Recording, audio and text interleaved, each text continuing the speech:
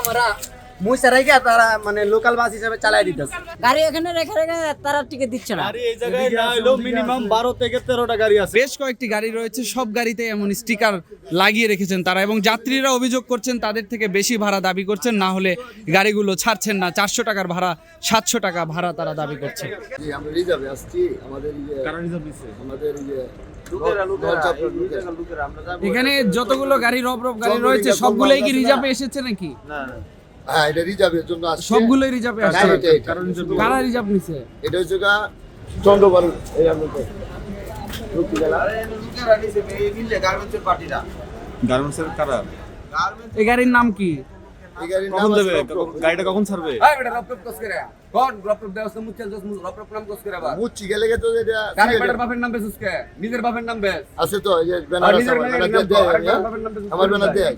এটা রপরপ গাড়ি না বলতে রফরফ চলতে, এখন রফরফ চলে না, বেঁচে কেনা হয়ে গেছে। আমরা যদি টিকিট দিচ্ছি না, গাড়ি চলে লোকালে নাই গাড়ি বেঁচে কেনা হয়ে গেছে, লোকাল চলে। রফরফ ব্যানার ছিল এক সময়।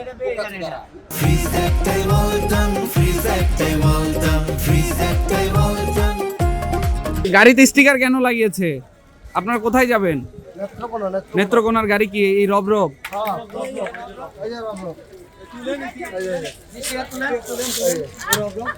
ওনারা কাউন্টারে কি বলছে? গাড়ি নেই।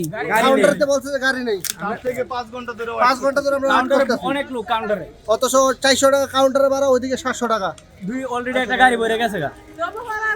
আমাদেরকে টিকিটই দিচ্ছে না, কয় গাড়ি নাই।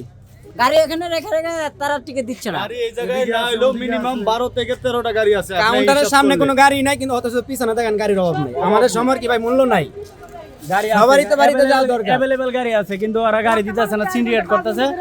চুপে যাবে একটা করে গাড়ি ভরতেছে 700 করে টিকিট, 400 টাকা গাড়ি টিকিট 700 টাকা করে ভরতেছে। আর ওরা কইতাছে যে 400 টাকা করে বলবেন।